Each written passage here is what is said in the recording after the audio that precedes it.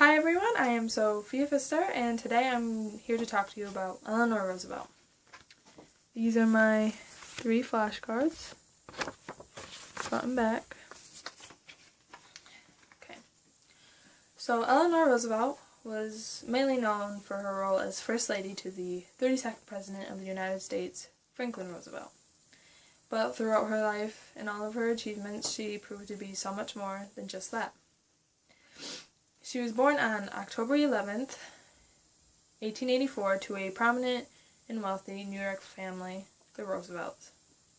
She had a rough childhood, where her parents, Anna and Elliot, died within 2 years of each other, and her younger brother died of scarlet fever, and she went on to live with her grandmother and aunts.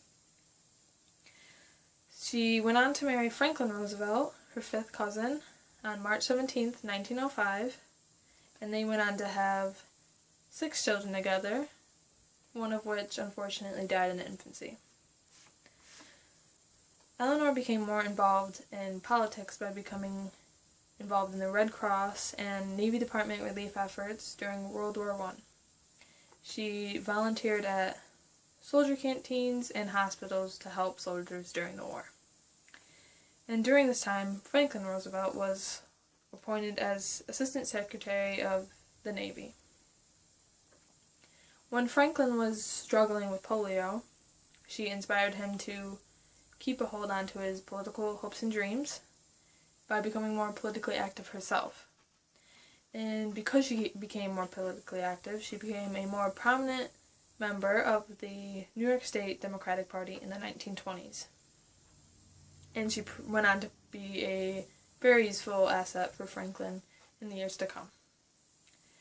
When Franklin was elected governor of the New York State, she was appointed as director of the Bureau of Women's Activities of the Democratic National Committee. And soon after that, in the year 1932, Franklin finally became President of the United States. And as her role as First Lady, she became more involved and active in causes that she felt were important, and used her platform as First Lady in order to help these causes. By doing this, she reshaped the role of First Lady for years to come. Some causes that she was active in helping with were youth, and finding and creating jobs for the youth, and fighting discrimination. Because Franklin Roosevelt had polio and his mobility was limited, she was forced to travel around the world a lot. During the years of his presidency, 1933 to 1940, Eleanor logged 300,000 miles traveling across the U.S., according to the biography Eleanor Roosevelt, First Lady of the World, an article by Chuck Wills. 5 years after Franklin Roosevelt's presidency had ended, he died in 1945. And Eleanor Roosevelt thought her story was finished and over with, according to the biography Eleanor Roosevelt by Kiera Stevenson. But this proved to be false, because later on she was appointed as a delegate to the United Nations by the 33rd President, Harry S. Truman.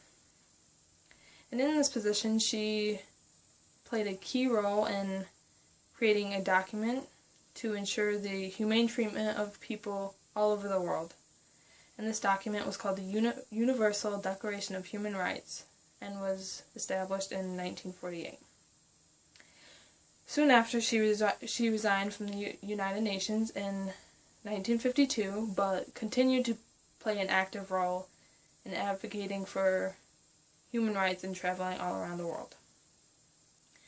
During JFK's presidency, he appointed her as the last U.S. delegate to the United Nations as chairperson of the Commission on the Status of Women.